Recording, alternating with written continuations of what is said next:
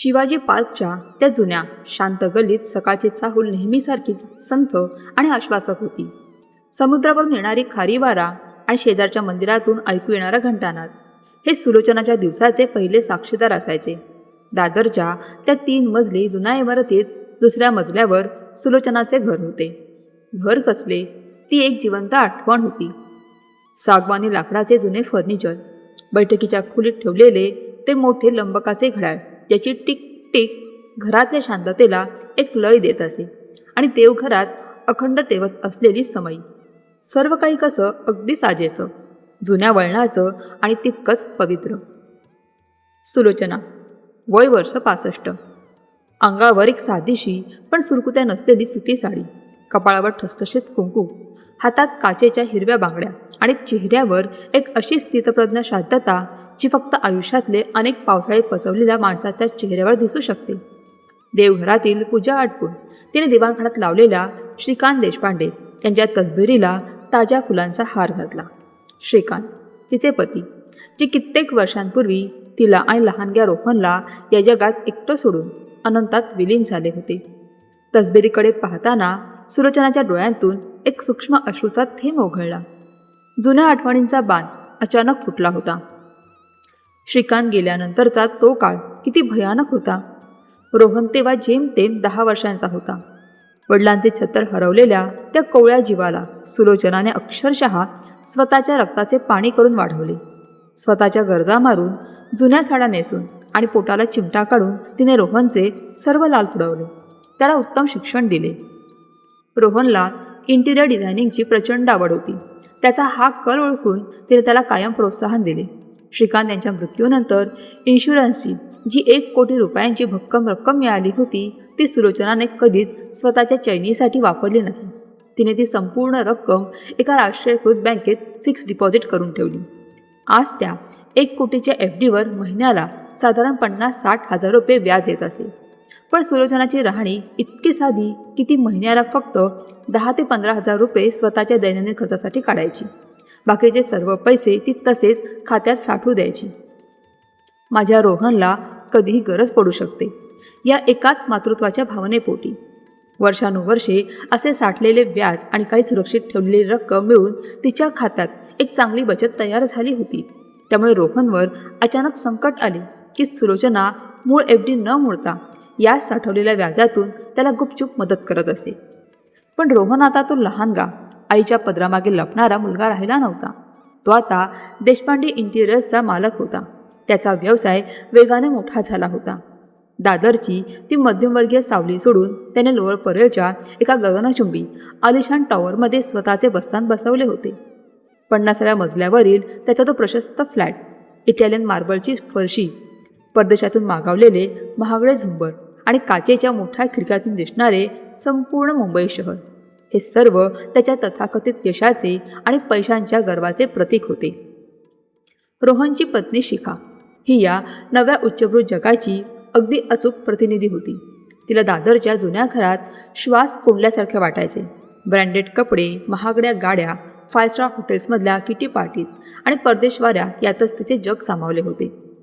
त्यांची 8 वर्षांची गोड मुलगी मीरा, जिला आजीचा लळा होता. पण शिखा नेहमी तिला सुलोचनापासून दूर ठेवण्याचा प्रयत्न करायची. मीरा, आजीकडे सारखी जाऊ नकोस, तिचे ते जुने विचार आणि राहणीमान तुझ्यावर प्रभाव टाकतील, असे ती नेहमी मीराला बजावत असते. रोहनला स्वतःच्या यशाचा एक प्रचंड मोठा अहंकार होता. मी आज जे काही आहे ते फक्त आणि फक्त माझ्या स्वतःच्या हिमतीवर आहे. मी स्वतःच्या घामातून हा बिझनेस उभा केला आहे, हे तो वारंवार सर्वांना ऐकवत असे. त्याला वाटायचे की त्याची आई एका जुन्या मागासलेला विश्वास जगते, जिला आजच्या मॉडर्न कॉर्पोरेट जगाचे, बिझनेसच्या गुंतवणुकीचे आणि लाखो करोडोंच्या उलाढालींचे काहीही ज्ञान नाही. पण वास्तव किती वेगळे असते, आणि ते वास्तव सुलोचनाच्या त्या जुन्या घरात आज पुन्हा एकदा उलगडणार होते. कधीकधी आईची सावली आपल्या पाठीशी असते, म्हणूनच आपण उन्हात उभे राहू शकतो. पण त्या सावलीची किंमत मुलांना खरंच वेळेवर कळते का? तुम्हाला काय वाटतं? आईवडिलांची त्यागाची जाणीव मुलांना कधी होते? कथा मनाला भिडली तर लाईक करा, सबस्क्राईब करा आणि अशी कथा ज्यांच्या मनाला स्पर्श करेल त्यांच्यापर्यंत नक्की शेअर करा. सकाळचे 11 वाजले होते. दारावरची बेल वाजली. सुलोचनाने दार उघडले तर समोर वर्तक काका उभे होते. वर्तक काका हे श्रीकांत देशपांडे यांच्या वेळचे अत्यंत जुने, विश्वासू आणि प्रामाणिक अकाउंटंट होते. सध्या ते रोहनच्या ऑफिसचा सगळा हिशोब पाहत असत. त्यांच्या चेहऱ्यावर आज चिंतेचे ढग स्पष्ट दिसत होते. हातातली जुनी लेदरची बॅग सावरत ते आत आले आणि सोफ्यावर बसले. काय झालं वर्तक भाऊजी, आज अचानक या वेळेला इकडे? रोहन ठीक आहे ना? सुलोचनाने काळजीत पडून विचारले आणि त्यांच्यासाठी पाण्याचा ग्लास आणून दिला. पाणी पिऊन वर्तक काकांनी एक मोठा सुस्कारा सोडला. सुलोचना वहिनी, रोहन ठीक आहे, पण त्याचा बिझनेस नाही. पोराला यश लवकर मिळालं, पण ते त्याला पचवता आलं नाही. शिखाच्या अवाढव्य अनावश्यक खर्चामुळे आणि रोहनच्या काही अतिमहत्वाकांक्षी निर्णयामुळे कंपनीची आर्थिक घडी आता पूर्ण विस्कटली आहे. सुलोचनाच्या काळजात धस्स झाले. नेमकं काय झालंय? तिने पदराने कपाळावरचा घाम पुसत विचारले. वहिनी, आज एका मोठ्या सप्लायरचा 5 लाखांचा चेक क्लिअरिंगला गेलाय आणि रोहनच्या करंट अकाउंटमध्ये पुरेसे पैसेच नाहीत. तो चेक जर आज बाउन्स झाला तर मार्केटमध्ये देशपांडे इंटिरियर्सची अब्रू वेशीवर टांगली जाईल. सप्लायर माल थांबवतील. रोहन ऑफिसमध्ये सकाळपासून वेड्यासारखा चिडचिड करतोय, कर्मचाऱ्यांवर ओरडतोय, पैशांची जुळवाजुळव करण्याचा आटोकाट प्रयत्न करतोय, पण कोणीही ऐन वेळेला एवढी मोठी रक्कम उधार द्यायला तयार नाहीये. वर्तक काकांचा आवाज तणावाने कापत होता. हे ऐकताच सुलोचना क्षणभरही थांबली नाही. ती लगबगीने आतल्या खोलीत गेली आणि तिचे बँकेचे पासबुक तसेच चेकबुक घेऊन बाहेर आली. तिने भराभर चेकवर 5 लाखांचा आकडा लिहिला आणि सही करून ते चेक वर्तक काकांच्या हातात दिला. वर्तक भाऊजी, माझ्या त्या FDच्या व्याजाच्या खात्यात पैसे साठले आहेत. हे 5 लाख रुपये घ्या आणि तातडीने बँकेत जाऊन त्या सप्लायरच्या खात्यात थेट RTGS करा. रोहनचा चेक्स बाउन्स होता कामा नये. माझ्या पोराच्या अब्रूला आणि त्याच्या स्वप्नांना कलंक लागता कामा नये. सुलोचनाचा आवाज अतिशय खंबीर होता. वर्तक काकांचे डोळे पाणावले. वहिनी, तुम्ही स्वतःच्या पोटाला चिमटा काढून राहताय. त्या 15,000 कसा तरी महिना काढताय आणि इकडे हा पोरगा लाखो रुपये उधळतोय आणि तरीही जेव्हा जेव्हा त्याच्यावर अशी वेळ येते तेव्हा तुम्ही असेच तुमचे व्याजाचे साठवलेले पैसे त्याला न सांगता त्याच्या बिझनेसमध्ये ओतता. मागच्या वेळीही तुम्हीच त्याच्या आलिशान गाडीचे 2 लाखांचे कर्जाचे हप्ते भरले होते. वहिनी, हे त्याला कधीतरी कळायला हवं. त्याला कळायला हवं की तो स्वतःच्या जीवावर नाही तर आईच्या अदृश्य कुबड्यांवर उभा आहे. सुलोचना किंचित हसली. त्या हास्यात वेदना आणि वात्सल्य दोन्ही होते. वर्तक भाऊजी, आई कधीच आपल्या मुलाला दिलेल्या प्रेमाचा आणि पैशांचा हिशोब ठेवत नसते. त्याला वाटते ना की तो स्वतःच्या हिमतीवर मोठा झालाय, मग त्याचा तो आनंद, त्याचा तो अहंकार तसाच राहू दे. जर त्याला कळलं की त्याची अडाणी समजली जाणारी आई त्याला पैसे पुरवते तर त्याचा आत्मविश्वास कोसळेल, त्याचा स्वतःवरचा विश्वास उडून जाईल. मला माझा मुलगा खंबीर हवा आहे. तुम्ही फक्त एक काम करा. ही पैशांची व्यवस्था तुम्ही तुमच्या कोणत्या तरी जुन्या ओळखीने एखाद्या जुन्या क्लायंट्सकडून ॲडव्हान्स म्हणून केली आहे असंच त्याला सांगा. माझ्या नावाचा कुठेही उल्लेख येऊ देऊ नका. ही माझी तुम्हाला शपथ आहे. वर्तक काका निमूटपणे मान हलवून आणि सुलोचनाच्या त्यागासमोर नतमस्तक होऊन तिथून निघून गेले. दुपारचे 3 वाजले होते. सुलोचना देवघरात बसून जप करत होती. अचानक तिच्या जुन्या फोनची रिंग वाजली. स्क्रीनवर रोहन नाव चमकत होतं. तिने घाईघाईने फोन उचलला. हॅलो आई. पलीकडून रोहनचा अतिशय रुबाबदार आणि अभिमानाने भरलेला आवाज आला. त्याच्या आवाजातील सकाळची चिंता आणि भीती आता पूर्णपणे गायब झाली होती. बोल रोहन, कसा आहेस बाळा? जेवण झालं का तुझं? सुलोचनाने अत्यंत सहजतेने विचारले, जणू तिला काहीच माहिती नव्हतं. आई, जेवण वगैरे सोड. तुला बिझनेसमधलं काही कळणार नाही, पण आज तुझ्या मुलाने एक मोठी कमाल केली आहे. आज माझ्या बिझनेसवर एक खूप मोठं आर्थिक संकट आलं होतं. मार्केटमध्ये लोक टपूनच बसले होते मला खाली खेचायला. पण मी कोण आहे? मी रोहन देशपांडे आहे. मी माझ्या डोक्याने आणि माझ्या मार्केटमधल्या गुडविलने एका क्षणात मोठी फिल्डिंग लावली आणि एका जुन्या क्लायंटकडून 5 लाखांचा फंड उभा करून तो सप्लायरला फेकून मारला. हा बिझनेस मी माझ्या हिमतीवर उभा केला आहे आणि तो कोणीही पाडू शकत नाही. I handle everything myself. रोहनचा अहंकार फोनच्या स्पीकरमधून स्पष्ट ओसंडून वाहत होता. सुलोचनाच्या ओठांवर एक अतिशय शांत आणि समाधानी हास्य उमटले. खूप छान बाळा, मला अभिमान आहे तुझा. तू खूप हुशार आहेस. देवाच्या कृपेने तुझा बिझनेस असाच वाढत राहतो. तेवढ्यात फोनच्या पार्श्वभूमीवरून शिखाचा कर्कश आणि टोमणे मारणारा आवाज आला. रोहन, अरे आईंना काय सांगतोयस सगळे? त्यांना त्यातलं ब तरी कळतं का? त्यांना फक्त त्यांची ती दादरची भाजी मंडई, तुळशी वृंदावन आणि देवपूजा एवढंच समजतं. रोहनने फोनवरूनच सारवासारव केली. चल आई, मी ठेवतो आता. खूप इम्पॉर्टंट मीटिंग्स आहेत. आणि फोन कट झाला. सुलोचनाने फोन खाली ठेवला.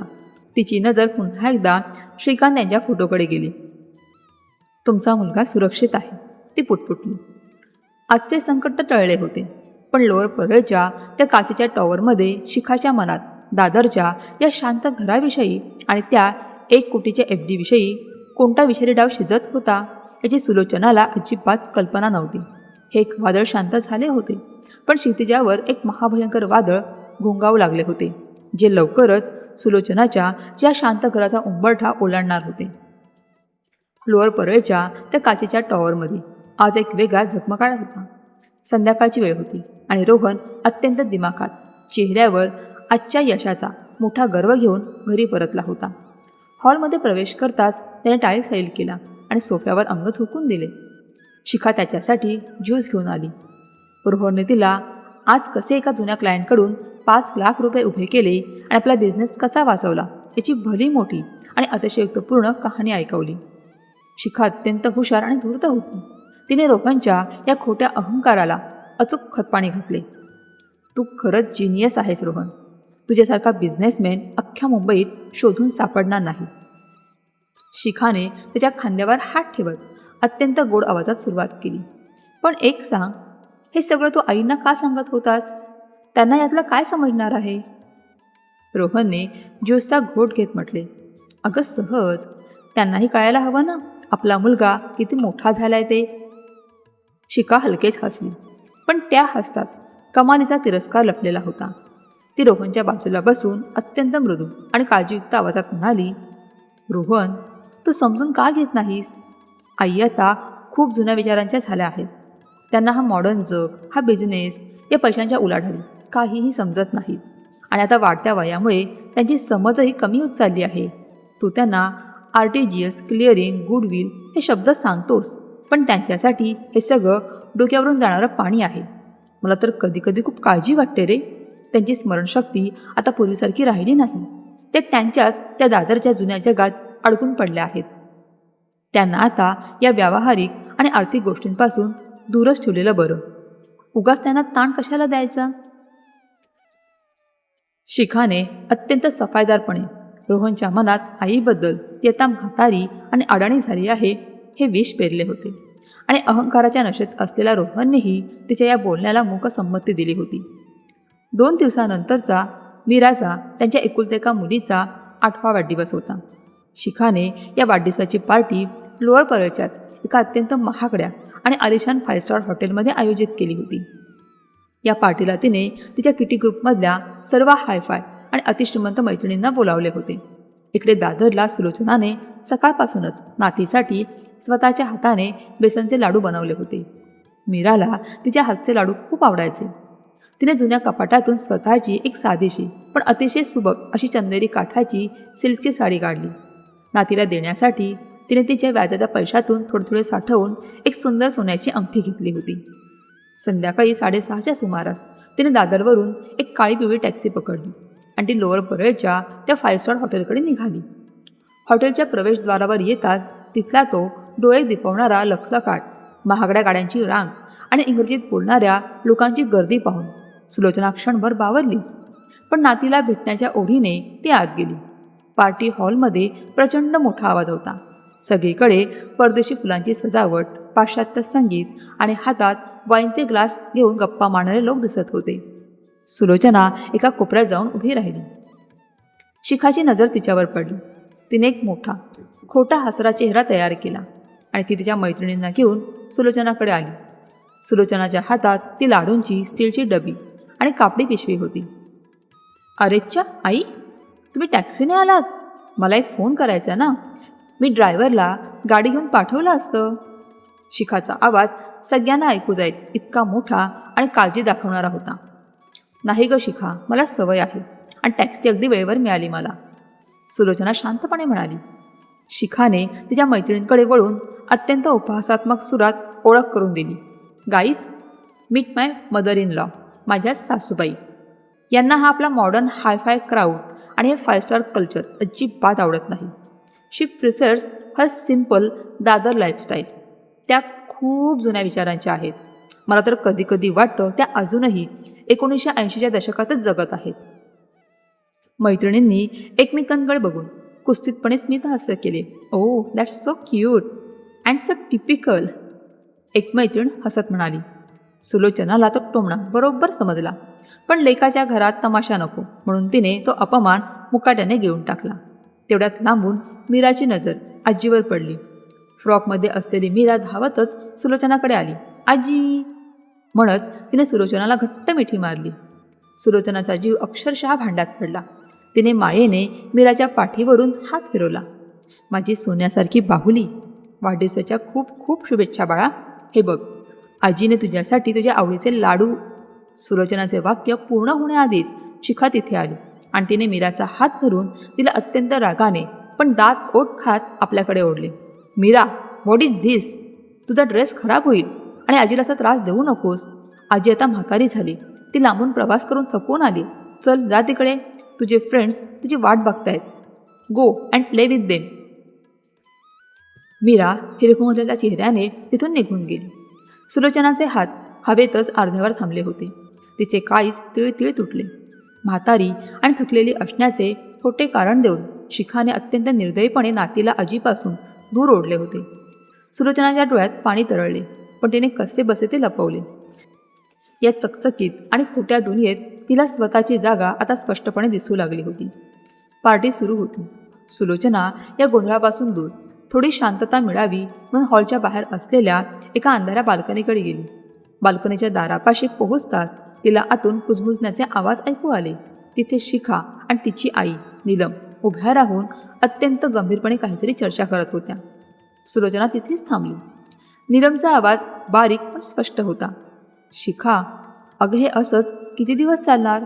तो रोहन नुसता बिझनेस करत असतो, पण उद्या जर काही कमी जास्त झालं तर तुमची सिक्युरिटी काय? त्यावर शिखाने दिलेलं उत्तर ऐकून सुलोचनाच्या पायाखालची जमीनच सरकली. शिखा अत्यंत थंड आणि विषारी आवाजात म्हणाली, आई तू काळजी करू नकोस, मी रोहनला हळूहळू तयार करतीया. मला माहिती आहे या म्हातारीचा काही भरोसा नाही.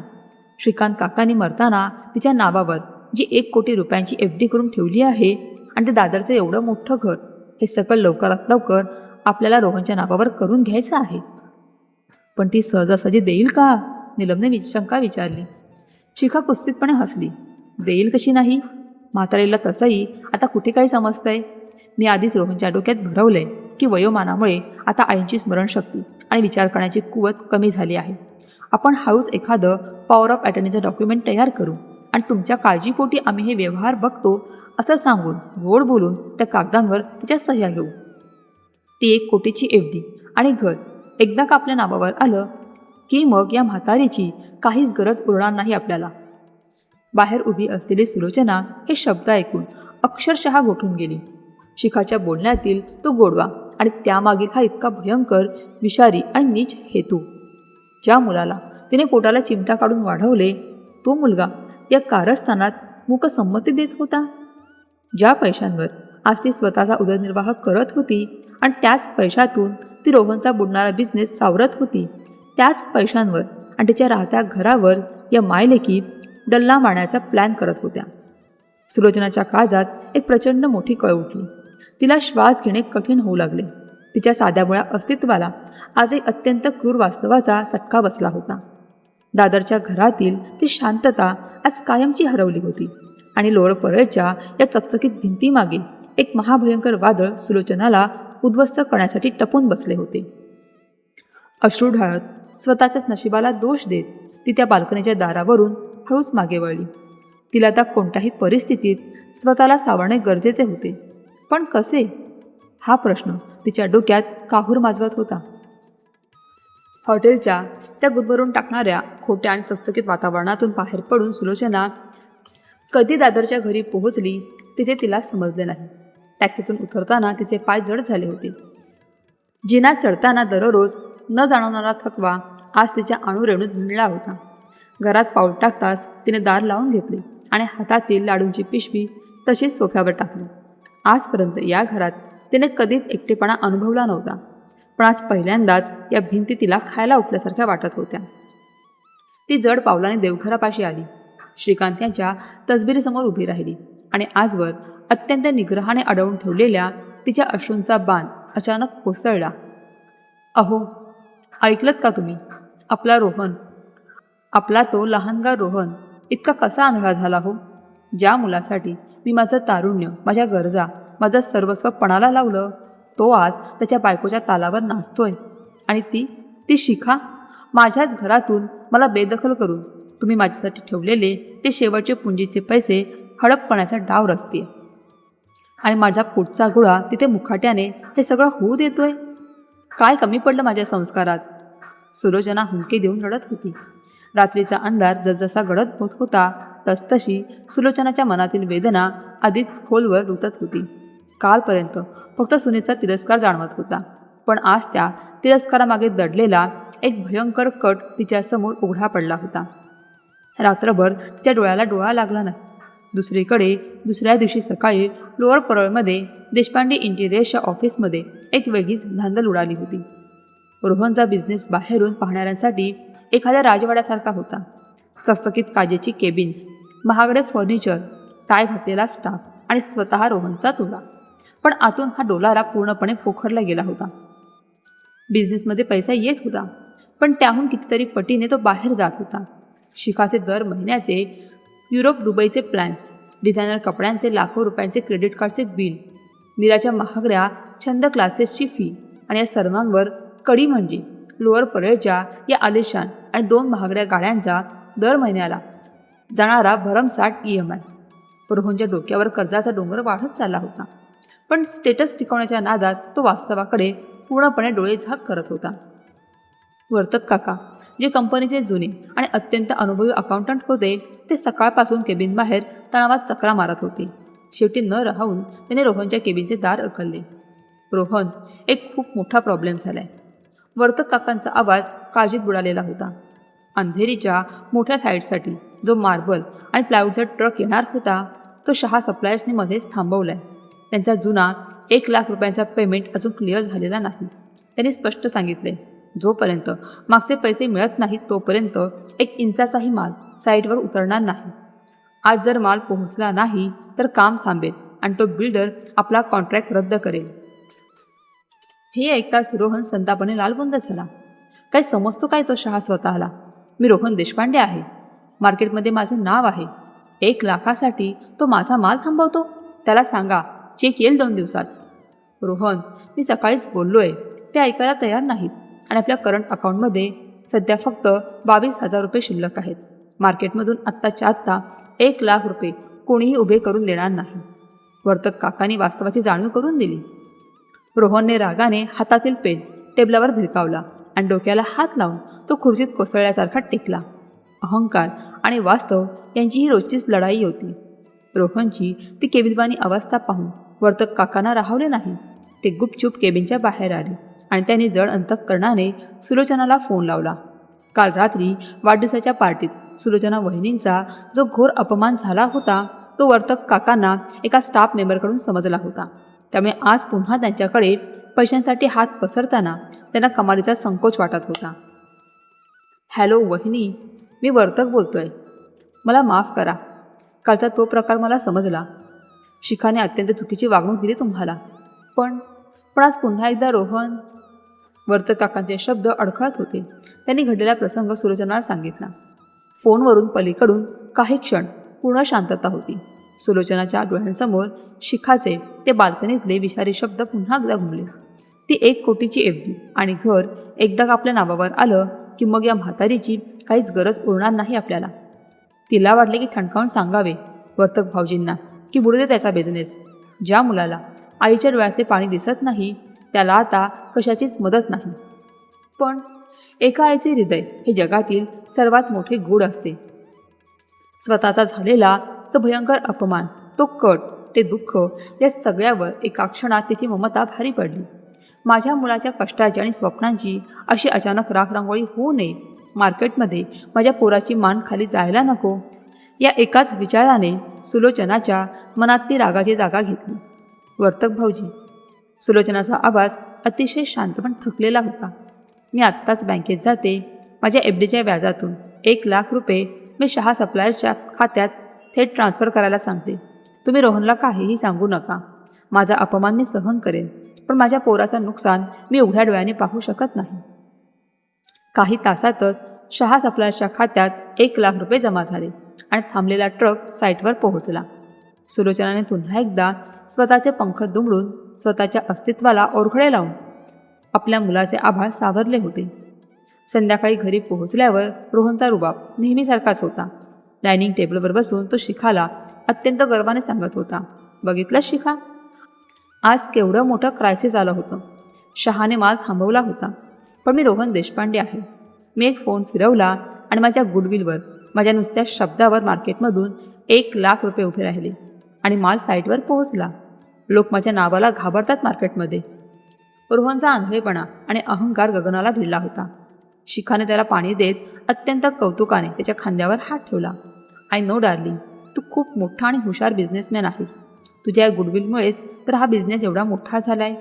ती गोड हसली आणि तिने अत्यंत हुशारीने संभाषणाचा रोख वळवला. रोहन, पण तू एक विचार कर. तू एवढा मोठा बिझनेस चालवतोस, लाखो करोडोंचे व्यवहार अगदी सहज हाताळतोस, पण आईंचं काय? काल पार्टीत बघितलंस ना तू, त्या कशा वागत होत्या? त्यांना साधा ड्रेस कोड कळत नाही, लोकांशी कसं बोलावं ते समजत नाही. शिखा, आता ती जुनी पिढी आहे, त्यांना नाही समजत या गोष्टी. रोहनने सहज बचाव करण्याचा प्रयत्न केला, पण शिखाचा हेतू वेगळाच होता. ती त्याचा हात हातात घेत अत्यंत काळजीचा आव आणून म्हणाली, प्रश्न फक्त जुन्या पिढीचा नाही आहे रोहन. प्रश्न त्यांच्या वाढत्या वयाचा आणि कमी होत चाललेल्या स्मरणशक्तीचा आहे. त्या दादरच्या घरात एकट्या राहतात. आजकाल बँक फ्रॉड आणि सिनियर सिटीजन्सना फसवण्याचे प्रकार किती वाढले आहेत बघ ना तू.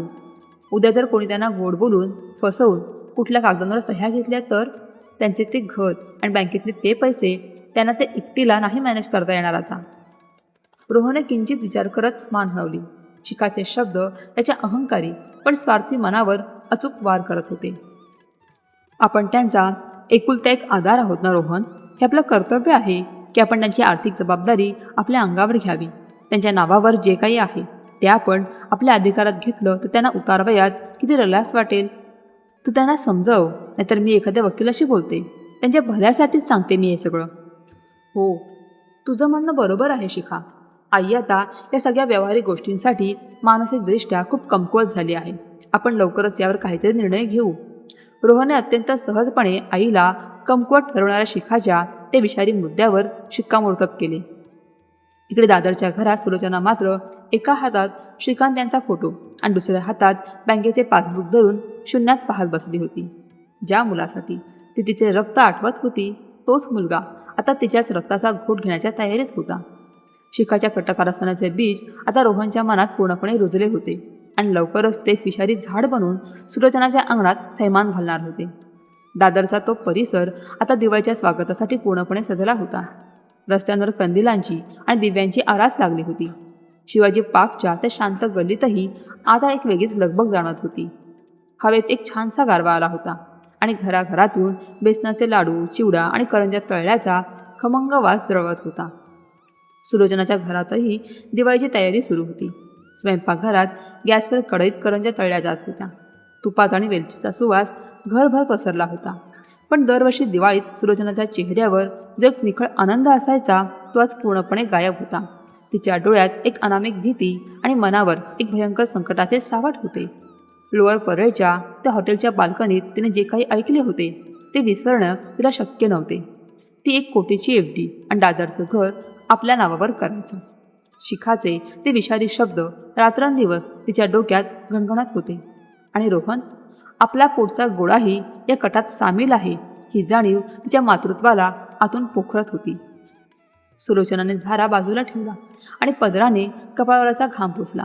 तिचे मन कोणत्याही कामात लागत नव्हते. तितक्यात दारावरची बेल खणखणली. दुपारी कोण आला असेल या विचाराने सुलोचनाने दरवाजा उघडला. दारात रोहन आणि शिखा उभे होते. सुलोचनाला क्षणभर स्वतःच्या डोळ्यांवर विश्वास बसला नाही.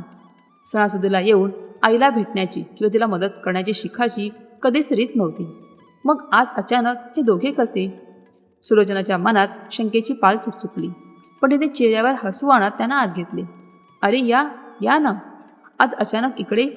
मला एकतरी फोन करायचा. सुलोचनाने त्यांना सोफ्यावर बसवत म्हटले. आई, अगं दिवाळी जवळ आले ना, म्हटलं आईला भेटून येऊ. आणि काय तर तुपाचा वास येतोय घरात. तुम्ही फराळ बनवताय वाटतं. शिखाचा आवाज आज साखरेहून गोड होता. तिच्या चेहऱ्यावर एक अत्यंत काळजीवाहू आणि सोज्वळ भाव होता. तिने सोबत आणलेला एक महागड्या मिठाईचा बॉक्स सुलोचनाच्या हातात दिला. रोहनही आज खूप शांत होता. त्याने इकडे तिकडे पाहत म्हटले, आई, खूप दिवस झाले इकडे येऊन. म्हटलं दिवाळीची सुरुवात तुझ्या आशीर्वादाने करावी. शिखा पुढे होऊन सुलोचनाचा हात हातात घेत म्हणाली, आई, आम्ही तुम्हाला एका खास कामासाठी भेटायला आलोय. यंदाची दिवाळी, विशेषतः लक्ष्मीपूजन, आपण आपल्या रोळपरेच्या नव्या घरी करूया. आमच्या त्या नव्या फ्लॅटची ही पहिलीच मोठी दिवाळी आहे. तिथे आम्ही खूप मोठी पूजा ठेवली. तुम्ही तिथे आल्याशिवाय या सणाला शोभाच येणार नाही. प्लीज तुम्ही यायलाच हवं. शिखाच्या या अतिगोडव्यामागे नक्कीच काहीतरी काळबेरा आहे हे सुलोचनाच्या अनुभवी नजरेने अचूक हेरले होते. पण तिने शांतपणे होकार दिला. ठीक आहे, मी येईन लक्ष्मीपूजनाला. चहापाणी झाल्यावर रोहन आणि शिखा जायला निघाली. दारापाशी पोहोचल्यावर शिखा अचानक थांबली. जणू तिला काहीतरी सहज आठवले होते असा अभिनय करत ती मागे वळली. अरे हो आई, जाता जाता एक आठवण करून द्यायची होती. शिखा अत्यंत कॅज्युअल आणि हलक्या आवाजात म्हणाली, तुम्ही लक्ष्मीपूजनाला याल ना, तेव्हा सोबत येताना तुमचे ते बँकेचे FD पेपर्स आणि ते दादरच्या घराचे मूळ दस्तऐवज घेऊन या. सुलोचनाच्या कागदाचा ठोका चुकला. तिच्या पायाखालची जमीन सरकल्यासारखी वाटली. शिखाने अत्यंत हुशारीने आपला फासा टाकला होता. सुलोचनाने स्वतःला सावरत विचारले, का ग? अचानक त्या कागदपत्रांची काय गरज पडली पूजेच्या दिवशी? शिखाने लगेच अत्यंत काळजीपोटी असल्यासारखा चेहरा केला. अगं आई, तुमचं आता वय झालं आहे. बँकेचे नियम सतत बदलत असतात. KYC अपडेट करावे लागतात. रोहनचा CA तिथेच येणार आहे पूजेला. आपण ते पेपर्स त्याला दाखवून घेऊ आणि तुमचे नॉमिनेशन वगैरे सगळं व्यवस्थित अपडेट करून घेऊ. तुमची सारखी इकडे तिकडे धावपळ नको म्हणून आम्ही हा विचार केला. फायनान्शियल गोष्टी क्लिअर असलेल्या कधीही चांगल्या, नाही का? सुलोचनाला आता पक्का संशय आला होता. बाल्कनीत ऐकलेला तो प्लॅन आता प्रत्यक्षात उतरत होता. बँकेचे नियम, KYC हे सगळं फक्त एक निमित्त होतं. खरा हेतू त्या कागदपत्रांवर सह्या घेण्याचा होता. सुलोचनाने हळूच आपली नजर शिखावरून रोहनकडे वळवली. तिच्या डोळ्यात एक आर्त हाक होती. रोहन, काहीतरी बोल. तुझ्या बायकोला थांबव. मी तुझी आई आहे, असे तिचे डोळे सांगत होते. पण रोहनने आईच्या नजरेला नजर भिळवणे टाळले. तो शिखाच्या होमध्ये हो मिळवत अत्यंत कोरडेपणाने म्हणाला, हो आई, शिखा बरोबर बोलते. कायदेशीर सोपस्कार वेळेवर पूर्ण केलेले बरे. उगाच उद्या काही प्रॉब्लेम नको. CA आहे, तुला सगळं बघून घेईल. तू घेऊन येते पेपर्स येताना. सुलोचनाच्या कानात जणू शीस ओतलं गेलं. माझा मुलगा, ज्याला मी पोटाला चिमटा काढून मोठं केलं, तो माझ्याच घराचा आणि पैशांचा सौदा करायला निघालाय. हा विचार तिच्या मनाला एखाद्या तीक्ष्ण शस्त्रासारखा कापत होता. ठीक आहे, बघते मी. सुलोचना कसा बसा एवढा शब्द उच्चारू शकली. रोहन आणि शिखा निघून गेले. दरवाजा बंद होताच सुलोचनाचा बांध फुटला. ती तिथे जमिनीवर बसून हुंकी देऊन रडू लागली. आजवर ती शिखाला दोष देत होती, पण आज तिच्या स्वतःच्याच रक्तानेच तिच्या पाठीत खंजीर खुपसला होता. ज्या मुलाला वाचवण्यासाठी तिने कालच आपल्या FDमधून 1,00,000 रुपये दिले होते, तोच मुलगा आज तिचे सर्वस्व हिरावून घ्यायला आला होता. आईच्या त्यागाची या जगात काहीच किंमत नसते का? खूप वेळ रडल्यानंतर सुलोचना डोळे पुसत उठली. ती बेडरूममध्ये गेली. तिथे कोपऱ्यात असलेल्या एका जुन्या लाकडी कपाटात तिने श्रीकांत यांच्या काही जुन्या वस्तू जपून ठेवल्या होत्या. तिने ती पेटी उघडली. त्यात श्रीकांत यांचे घड्याळ, त्यांचा चष्मा आणि एक जुनी डायरी होती. त्या डायरीच्या पानांमध्ये दुमडून ठेवलेले एक पिवळे पत्र पडलेले होते. हे पत्र श्रीकांत यांनी त्यांच्या मृत्यूपूर्वी काही महिने आधी सुलोचनाला उद्देशून लिहिले होते. सुलोचनाने थरथरत्या हाताने ते पत्र उघडले. श्रीकांत यांचे ते वळणदार हस्ताक्षर पाहताच तिला गहीवरून आले. पत्रातील ओळी वाचायला तिने सुरुवात केली. माझी सुमा, मला माहिती आहे तू खूप भोळी आहेस. जगाचा हा स्वार्थी चेहरा तुला कधीच वाचता आला नाही. उद्या मी नसेल तेव्हा रोहनची सगळी जबाबदारी तुझ्यावर असेल. मला खात्री आहे तू स्वतःला विसरून त्याला मोठं करशील. आईचं काळीच खूप वेडं असतं सुमा. ते मुलासाठी स्वतःच्या अस्तित्वाची राख करायलाही मागे पुढे पाहत नाही. पण एक गोष्ट कायम लक्षात ठेव सुमा, मुलावर जीवापाड प्रेम कर, पण स्वतःचा स्वाभिमान आणि स्वतःचे आर्थिक स्वातंत्र्य कधीच कोणाही समोर गहाण ठेवू नकोस. पैसा हे फक्त कागद नसतात, ते म्हातारपणाची काठी असते. ज्या दिवशी तू तुझे आर्थिक व्यवहार दुसऱ्याच्या हातात देशील त्या दिवशी तुझ्या प्रेमाला किंमत उरणार नाही, फक्त तुझं ओझं वाटेल. कुटुंबासाठी स्वतःला संपवणं हा त्याग नसून मूर्खपणा असतो. खंबीर राहा स्वतःसाठी आणि आपल्या संस्कारांसाठी. हे पत्र वाचताना सुलोचनाच्या अंगावर अक्षरशः काटा आला. श्रीकांत यांचे ते शब्द आज एखाद्या संजीवनीसारखे तिच्यात भिनले होते. तिचे रडणे आता पूर्णपणे थांबले होते. डोळ्यातील अश्रूंची जागा आता एका भयानक शांततेने आणि निग्रहाने घेतली होती. श्रीकांतने किती अचूक भविष्य ओळखले होते. आईची ममता आधी तिला आंधळी करत होती, पण या पत्राने तिच्या डोळ्यांवरची ती पट्टी झटक्यात ओढून काढली. सुलोचनाने ते पत्र छातीशी धरले आणि एक दीर्घ श्वास घेतला. तुम्ही बरोबर होतात आहो, मी चुकले, पण आता नाही. माझा स्वाभिमान मी कोणाच्याही पायावर लोळू देणार नाही, मग तो माझा पुढचा गोळा काय असेना. तिने मनातल्या मनात एक कठोर निर्णय घेतला. सुलोचना उठली. तिने कपाटाचे दार लावले. चेहऱ्यावर पाणी मारून ती फोनपाशी आली. तिने डायरीतून एक जुना नंबर शोधला आणि फोन डायल केला. पलीकडून फोन उचलला गेला. हॅलो, ॲडव्होकेट गोखले बोलताय? मी सुलोचना देशपांडे बोलते, श्रीकांत देशपांडे यांची पत्नी. सुलोचनाचा आवाज आता अजिबात कापत नव्हता, त्यात एक धारदार कणखरपणा होता. अरे सुलोचना वहिनी, बोला बोला, बऱ्याच वर्षांनी फोन केला, सांगा काय सेवा करू. वकिलांचा भारी आवाज आला. भाऊजी, मला तुम्हाला तातडीने भेटायचं आहे. मला माझं मृत्यूपत्र आणि FDचे काही कायदेशीर पेपर्स तातडीने बदलायचे आहेत आणि हे काम मला लक्ष्मीपूजनाच्या आधीच पूर्ण करायचं आहे. सुलोचनाचे आपले शब्द अत्यंत स्पष्टपणे उच्चारले. काही अडचण वहिनी? वकिलाने शंकेने विचारले. अडचण होती भाऊजी, पण आता ती कायमची संपवायची वेळ आली आहे, सुलोचना खंबीरपणे म्हणाली. सुलोचनाच्या डोळ्यात आता एक वेगळीच आग होती. दिवाळीच्या त्या दिव्यांच्या झगमगाटात लोअर परेडमध्ये जो काळोखी कट रचला जात होता त्याला तोंड देण्यासाठी आता दादरच्या घरात एक रणरागिणी तयार झाली होती. लक्ष्मीपूजनाची ती संध्याकाळ केवळ एका सणाची संध्याकाळ नसून एका आईच्या आणि एका सुनेच्या संघर्षाची सर्वात मोठी ठिणगी टाळणार होती. वादळापूर्वीची ती शांतता होती. लोअर परेडच्या त्या 50व्या मजल्यावरील गगनचुंबी टॉवरमध्ये आज दिवाळीच्या दिव्यांचा अक्षरशः डोळे दिपवणारा झगमगाट उडाला होता. रोहनच्या त्या प्रशस्त फ्लॅटमध्ये कुठेही अंधाराचा लवलेश नसावा अशी महागड्या दिव्यांची आणि झुंबरांची रोषणाई केली होती. संपूर्ण घर परदेशी फुलांच्या आणि महागड्या अंतरांच्या सुवासाने भरून गेले होते. सुलोचना आज खूप वर्षांनी ती गडद निळ्या रंगाची लाल काठांची अस्सल पेशवाई पैठणी नेसून आली होती. गळ्यात श्रीकांत यांनी प्रेमाने घेतलेले जुने मंगळसूत्र, कपाळावर ठसठशीत कुंकू आणि चेहऱ्यावर एक अजब शांतता. ती या जगमगीत दुनियेत थोडी वेगळी दिसत असली तरी तिच्या वावरण्यात एक रुबाबदार खानदानीपणा होता. घरात प्रवेश केल्यावर शिखा आणि तिच्या आईने सुलोचनाचे अत्यंत खोटे आणि वरवरचे स्वागत केले. घरात लक्ष्मीपूजनाचा घाट घातला होता. चांदीच्या ताटात सोन्याची नाणी, नोटांचे बंडल आणि बाजूला प्रसादाचे ताट सजवले होते.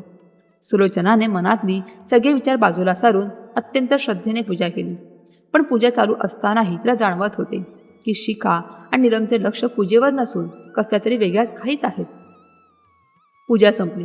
प्रसादाचे वाटप झाले आणि त्यानंतर काही क्षणातच घरातील सणासुदीचे वातावरण पूर्णपणे बदलले. दिव्यांचा तो उजेड अचानक एका भयंकर अंधाराची पूर्वसूचना देऊ लागला. शिखा आणि नीलम सुलोचनाच्या समोरच्या सोफ्यावर येऊन बसल्या. रोहन थोड्या अंतरावर खिडकीबाहेर पाहत उभा होता. शिखाने अत्यंत सफाईदारपणे डायनिंग टेबलवरून एक जाडजूड कायदेशीर फाईल आणली आणि ते सुलोचनासमोरच्या काचीच्या टिपॉयवर ठेवली. आई, तो CA काही आज येऊ शकला नाही, शिखा अत्यंत गोड पण तितक्याच बनावट आवाजात म्हणाली. पण त्याने सगळे पेपर्स रेडी करून ठेवले आहेत. आम्ही सगळं वाचून घेतलंय, तुम्ही फक्त ते खाली सह्या करा, म्हणजे तुमची पुढची धावपळ वाचेल. सुलोचनाने अत्यंत शांतपणे ती फाईल उघडली. वकिलाकडून आधीच सल्ला घेतल्यामुळे तिला या कागदपत्रांची चांगलीच जाण आली होती. पहिल्याच पानावर ठळक इंग्रजी अक्षरात पॉवर ऑफ अटर्नीज छापले होते. दुसऱ्या पानावर दादरच्या त्या जुन्या घराचे सेल डीड आणि तिसऱ्या पानावर सुलोचनाच्या नावावर असलेली ती 1 कोटी रुपयांची FD रोहनच्या नावावर ट्रान्स्फर करण्याचे कायदेशीर अधिकारपत्र होते. सुलोचनाच्या हृदयाचा एक ठोका चुकला. बाल्कनीत ऐकलेला कट आता तिच्या डोळ्यांसमोर कागदावर उतरला होता. स्वतःच्या जन्मदात्रीला रस्त्यावर आणण्याचा हा कायदेशीर फासा होता. सुलोचनाने ती फाईल अत्यंत शांतपणे बंद केली आणि ती टिपाळवर पुढे ढकलली. तिने शिखाच्या डोळ्यात थेट नजर भिडवली आणि तिचा आवाज या घरात आजवर कधीही न ऐकल्यासारखा खंबीर होता. मी या फाईलवर कोणतीही सही करणार नाही शिखा. सुलोचनाचे शब्द एखाद्या गोळीसारखे सुटले. मला अजून माझं चांगलं वाईट समजण्या इतकी अक्कल आहे. माझ्या हयातीत माझी पुंजी आणि माझं घर मी कोणाच्याही घशात घालणार नाही. सुलोचनाचा हा ठाम नकार ऐकतात शिखाच्या चेहऱ्यावरचा तो गोडव्याचा मुखवटा क्षणात गळून पडला. तिचा खरा, विषारी आणि भयानक चेहरा आता पूर्णपणे उघडा पडला. काय म्हणालात? शिखा अक्षरशः फुतकरली. अक्कल आहे तुम्हाला? कसली अक्कल आहे?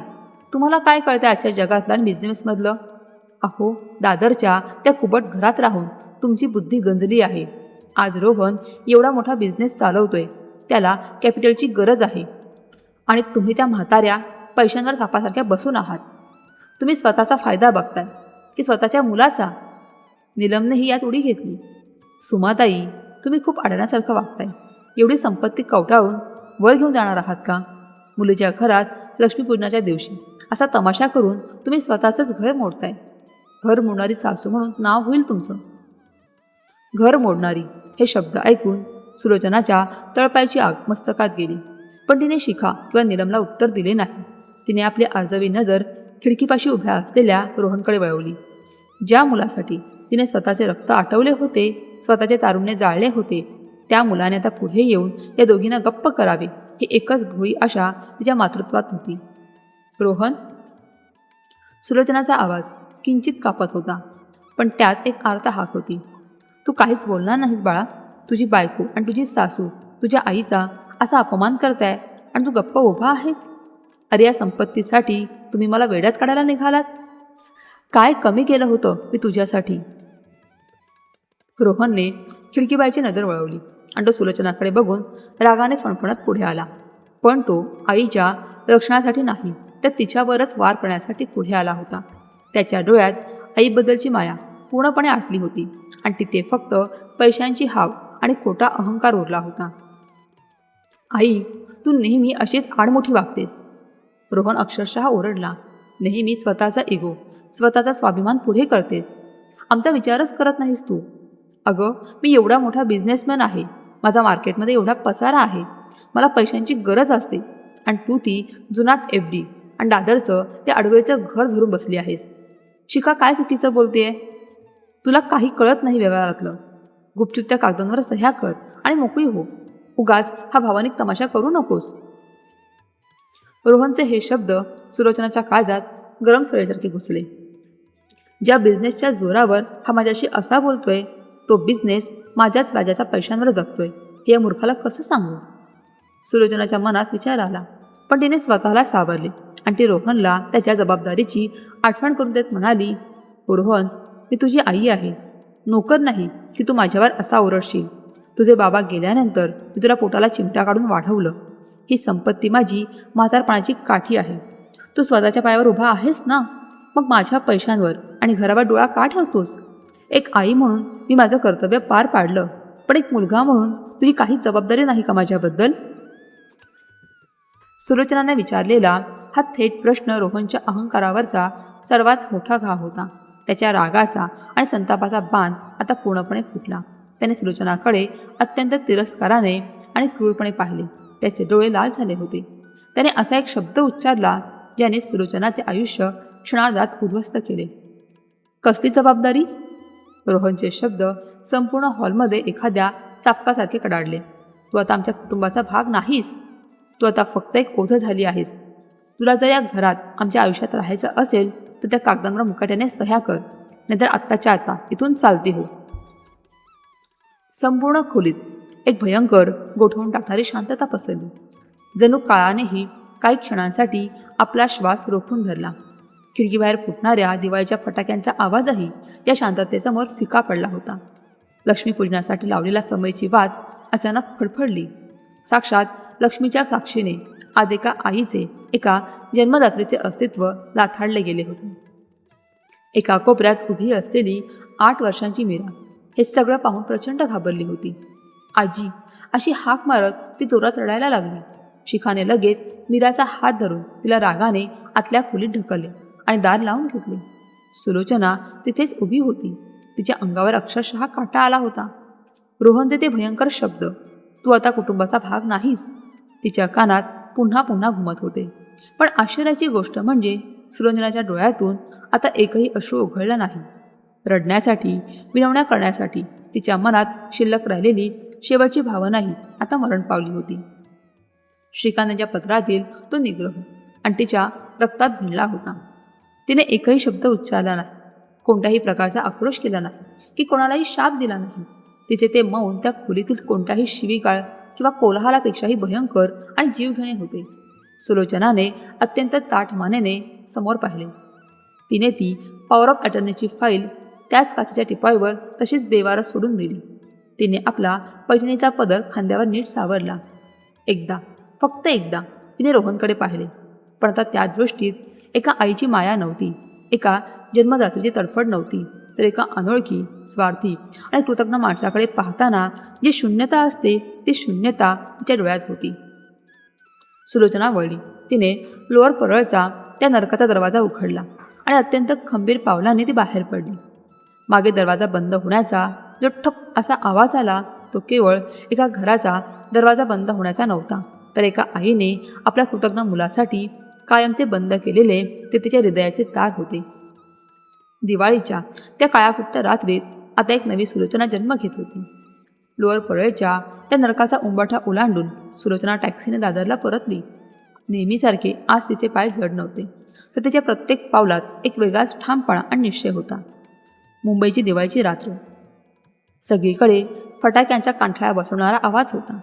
आकाशात फुटणारे ते रंगीबेरंगी फटाके तिला आज कोणत्याही आनंदाची उधळण वाटत नव्हते, तर ते तिच्या जळणाऱ्या स्वप्नांचे आणि उद्ध्वस्त झालेल्या विश्वाचे क्रूर प्रतीक वाटत होते. फटाक्यांचा तो आवाज आज तिला असह्य होत होता, कारण तो आवाज तिच्या कानात घुमणाऱ्या रोहनच्या त्या भयंकर वाक्यापेक्षा मोठा नव्हता. तू आता आमच्या कुटुंबाचा भाग नाहीस. हे वाक्य एखाद्या विषारी बाणासारखे तिच्या आरपार घुसले होते. तिने घराचे दार उघडले. घरात पूर्ण अंधार होता. तिने आज नेहमीसारखी घरातली लाईट लावली नाही. ती तशीच चालत देवघरापाशी आली. देवघरातला दिवा तेवढा शांतपणे तेवत होता. ती तिथेच जमिनीवर खाली बसली. रात्रभर ती तशीच बसून होती. पण आश्चर्याची गोष्ट म्हणजे तिच्या डोळ्यातून आज अश्रूंचा एकही थेंब उघळला नाही. अश्रू तर कालच त्या फाईलवर आणि मुलाच्या खोट्या अहंकारावर आटून गेले होते. आज तिच्या डोळ्यात फक्त एक प्रखर आग होती. एक अशी आग जी स्वतःला जाळण्यासाठी नाही, तर समोरच्याचा खोटा अहंकार भस्मसात करण्यासाठी पेटली होती. श्रीकांत यांचे ते पत्र तिच्या डोळ्यांसमोर वारंवार तरळत होते. स्वतःचा स्वाभिमान गहाण ठेवू नकोस. आतापर्यंत ती एक आई म्हणून जगत होती. तिने स्वतःच्या अस्तित्वाची राख रांगोळी करून मुलाचा संसार उजळवला होता. पण आज त्या धगधगत्या राखेतून एक रणरागिणी जन्म घेत होती. आज आंधळं आई पण संपलं होतं आणि एका स्वाभिमानी स्त्रीचा प्रवास सुरू झाला होता. दुसऱ्या दिवशी भाऊबीज होती. नात्यांची वीण घट्ट करण्याचा, भावा बहिणीच्या प्रेमाचा हा सण. पण सुलोचनासाठी आजचा दिवस नात्यांचे खोटे पाश कायमचे तोडून टाकण्याचा होता. सकाळी बरोबर 9 वाजता सुलोचना दादरच्या ॲडव्होकेट गोखले यांच्या चेंबरमध्ये हजर होती. सणाचा दिवस असूनही सुलोचनाच्या आवाजातील तो निग्रह पाहून गोखले यांनी तिला सकाळची वेळ दिला होता. सुलोचनाचा तो अवतार आणि चेहऱ्यावरील तो कठोर भाव पाहून गोखले एक क्षणभर अवाक झाले. सुलोचनाने अत्यंत स्पष्ट, मोजक्या आणि कठोर शब्दात त्यांना काल रात्री घडलेली सर्व घटना सांगितली. भाऊजी, मला माझं मृत्यूपत्र आत्ताच्या आत्ता बदलायचं आहे. सुलोचनाचा आवाज एखाद्या थंड स्त्रीसारखा भासत होता. माझ्या पश्चात माझ्या या दादाच्या घरावर आणि बँकेतील त्या 1 कोटीच्या FDवर रोहन देशपांडे किंवा त्याच्या बायकोचा 1 पैशाचाही अधिकार राहणार नाही, अशी कायदेशीर तरतूद करा. मी हयात असेपर्यंत तर नाहीच नाही, पण माझ्या मरणानंतरही त्यांना यातील 1 कवडीही मिळणार नाही. हे सर्व पैसे एका चांगल्या सामाजिक संस्थेला जातील. गोखले यांनी परिस्थितीचे गांभीर्य ओळखून तिला थोडं शांत करण्याचा आणि समजावण्याचा प्रयत्न केला. वहिनी, राग शांत होऊ द्या. शेवटी पोटचा गोळा आहे तो. रागाच्या भरात एवढा मोठा निर्णय? हा रागाच्या भरात घेतला निर्णय नाही भाऊजी, सुलोचनाने त्यांना मध्येच थांबवत म्हटले. हा शुद्धीवर आल्यावर घेतलेला निर्णय आहे. माझा पोटचा गोळा कालच त्या लोअर परळच्या फ्लॅटमध्ये पैशांच्या हव्यासापायी मरण पावला आहे. आता उरलाय तो फक्त एक स्वार्थी व्यावसायिक. तुम्ही फक्त तुमचं कायदेशीर काम करा. सुलोचनाच्या निग्रहापुढे गोखले यांचे काहीच चालले नाही. अवघ्या 2 तासात सर्व कायदेशीर प्रक्रिया पूर्ण झाली. घरी परतल्यावर सुलोचनाने तिच्या आयुष्यातील सर्वात मोठा आणि रोहनसाठी सर्वात घातक ठरणारा निर्णय घेतला. तिने फोन करून देशपांडे इंडियाचे अकाउंटंट वर्तक काका यांना तातडीने घरी बोलावून घेतले.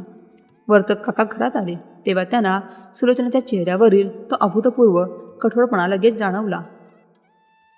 वर्तक भाऊजी, सुलोचनाने कोणतीही प्रस्तावना न करता थेट मुद्द्याला हात घातला.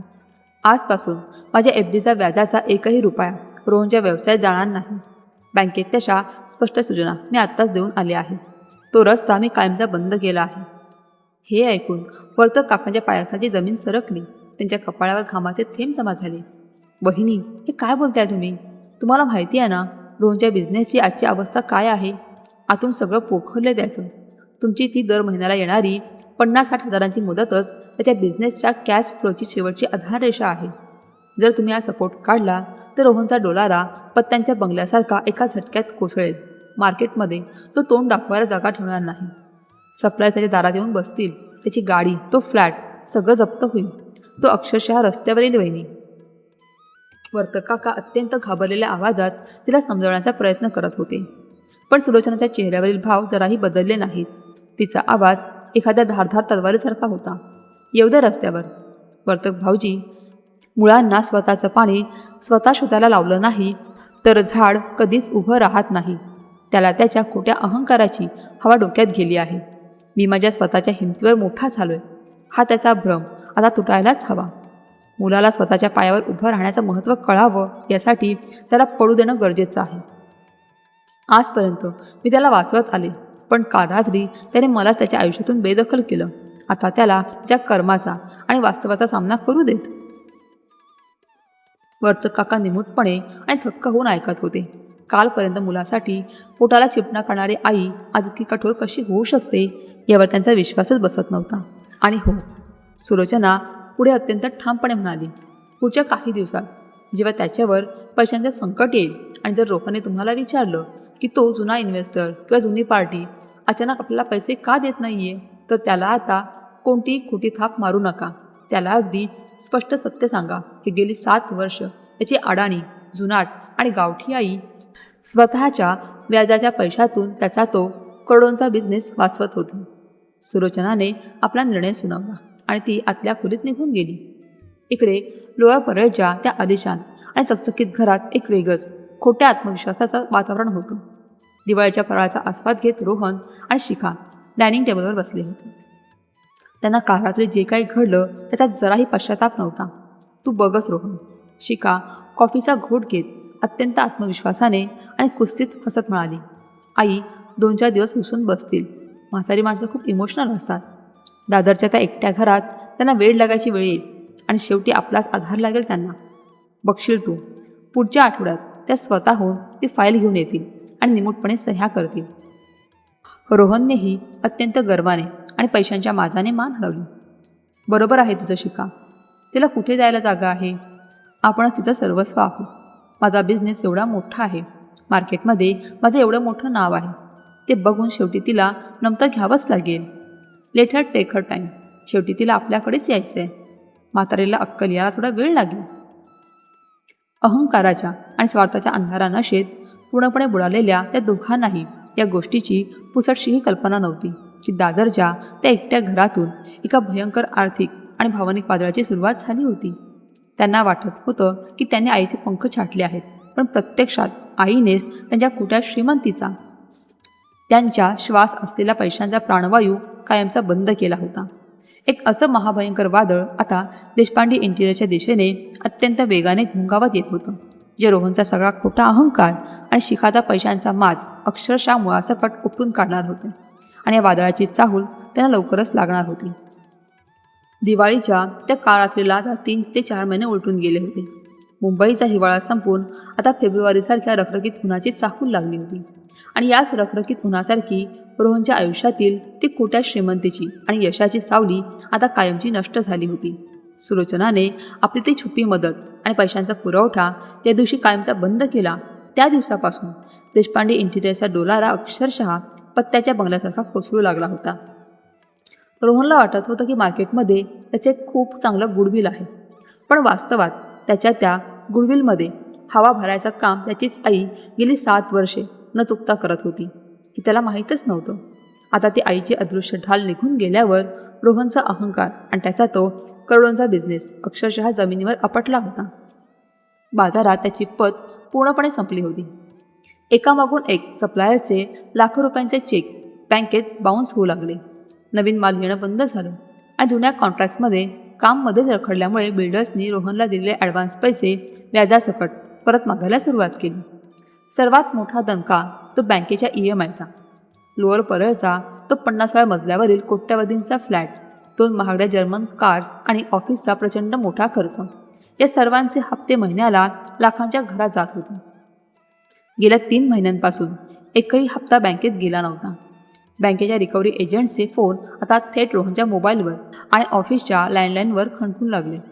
ऑफिसमधील कर्मचाऱ्यांना 2 महिने पगार न मिळाल्यामुळे अर्ध्याहून अधिक स्टाफने काम सोडून दिले होते.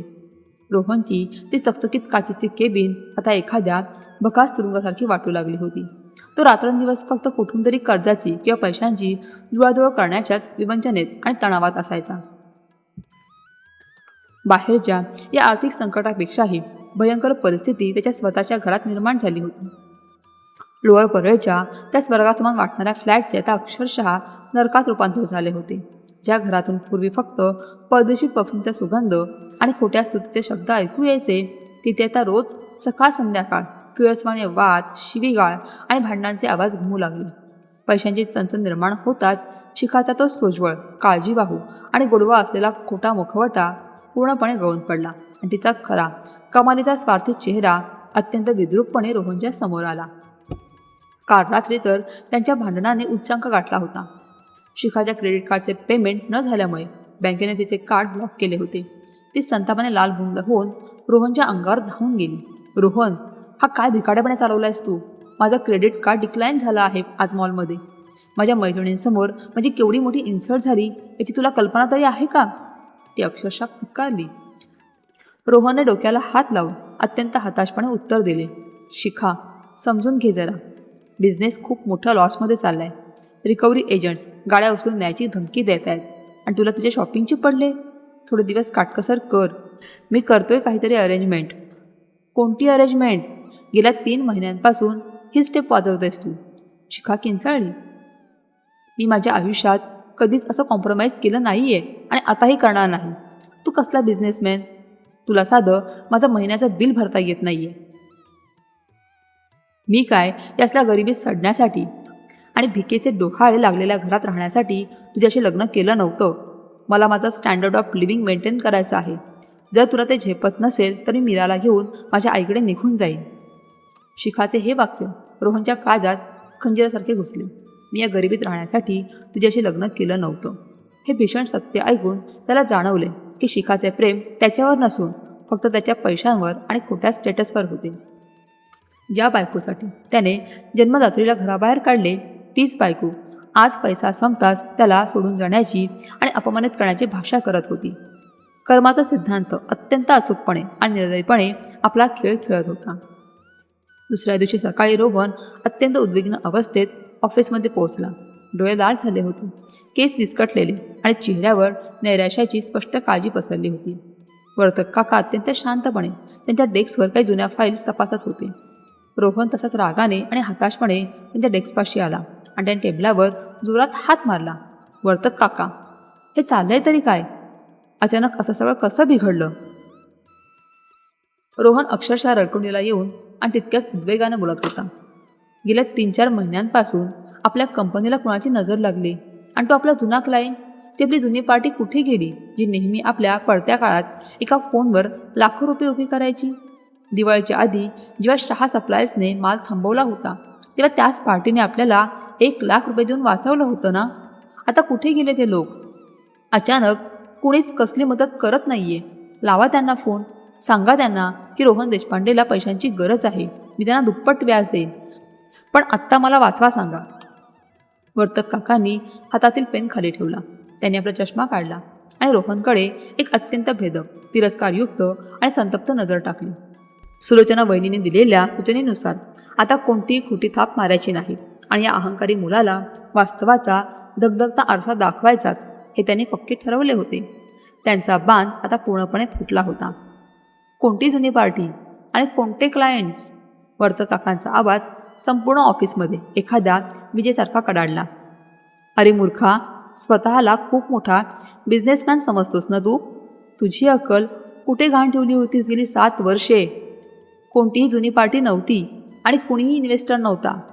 रोहनला धक्काच बसला. काय काय बोलताय तुम्ही? मग ते पैसे कोण द्यायचं? ते पैसे तुझी आई द्यायची. तुझी ती अडाणी, जुनाट आणि जिचा तू नेहमी अपमान करत होतास ती तुझी जन्मदात्री आई द्यायची. वर्तक काकांचे डोळे आता क्रोधाने लाल झाले होते. ते रोहनच्या अगदी जवळ आले आणि बोट दाखवत म्हणाले, श्रीकांत भाऊजी गेल्यानंतर तुला वाटलं तू स्वतःच्या हिमतीवर हा एवढा मोठा बिझनेस उभा केलास. अरे हा डोलारा तुझ्या आईच्या रक्तावर आणि तिच्या त्यागावर उभा होता. भाऊजीने तिच्यासाठी म्हातारपणाची काठी म्हणून जी 1 कोटीची FD ठेवली होती त्या FDच्या व्याजावर तुझी आई स्वतःचा उदरनिर्वाह करत होती. पण स्वतःसाठी ती फक्त महिन्याला 10,000 रुपये खर्च करायची. पोटाला चिमटा काढून दादरच्या त्या घरात एकटी राहायची आणि उरलेले 50-60 हजार रुपये जेव्हा जेव्हा तुझ्या बिझनेसचा श्वास कोंडायचा, तुझे चेक बाउन्स व्हायचे, तुझे सप्लायर्स दारात उभे राहायचे, तेव्हा ती माऊली कुणालाही न सांगता स्वतःची अब्रू बाजूला ठेवून माझ्याकरवी तुझ्या बिझनेसमध्ये ओतत होती. दिवाळीपूर्वी 1,00,000 रुपये तिनेच दिले होते.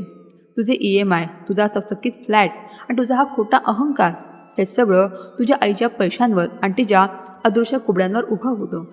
तू स्वतःच्या जीवावर नाही, तुझ्या आईच्या पैशांवर उड्या मारत होतास. रोहनच्या पायाखालची जमीनच सरकली. त्याचे हृदय अक्षरशः काही क्षणासाठी थांबल्यासारखे झाले. वर्तक काकांचे एक एक शब्द त्याच्या कानाचे पडदे फाडत होते, त्याच्या आत्म्याला छळत होते. तुला वाटायचं ना तुझी आई वेडी आहे, तिला काही समजत नाही. अरे तिने स्वतःला वेडा ठरवून तुला शहाणं केलं होतं, पण तू काय केलंस? दिवाळीच्या दिवशी लक्ष्मीपूजनाच्या रात्री ज्या लक्ष्मीने तुझा संसार उभा केला त्याच आईला तू त्या स्वार्थी विचारांच्या प्रभावाखाली घराबाहेर काढलंस. संपत्तीसाठी तिला वेड्यात काढायला निघालास. म्हणून दुसऱ्याच दिवशी तिने मला बोलावून घेतलं आणि स्पष्ट सांगितलं की आता या खोट्या अहंकारी मुलाला माझ्या व्याजाचा 1 रुपयाही द्यायचा नाही, त्याला वास्तवात पडू द्यायचं. आणि बघ, फक्त 3 महिने, आईची सावली पाठीवरून हटल्याला फक्त 3 महिने झाले आणि तुझी लायकी काय आहे ती मार्केटने आणि तुझ्या स्वतःच्या बायकोने तुला दाखवून दिली. वर्तक काकांनी अत्यंत घृणेने त्याला सुनावले आणि ते केबिनच्या बाहेर निघून गेले. हे महाभयंकर सत्य ऐकून रोहन तिथेच खुर्चीवर कोसळला. त्याच्या डोळ्यांसमोर पूर्ण अंधारी आली. त्याचे हात पाय थरथर कापू लागले. त्याच्या डोक्यातील तो खोटा भ्रम, तो पैशांचा माज एका क्षणात चक्काचूर झाला होता. त्याला स्वतःचीच प्रचंड किळस येऊ लागली. त्याला दिवाळीच्या रात्रीचा तो प्रसंग जसा तसा आठवला. आई दारात उभी होती, तिच्या डोळ्यात पाणी होतं आणि तो अत्यंत क्रूरपणे तिच्या अंगावर ओरडून सांगत होता, तू आता आमच्या कुटुंबाचा भाग नाहीस. तुला राहायचं असेल तर सही कर, नाहीतर इथून चालती हो. त्या एका वाक्याचे वजन आज त्याला अक्षरशः चिरडून टाकत होते.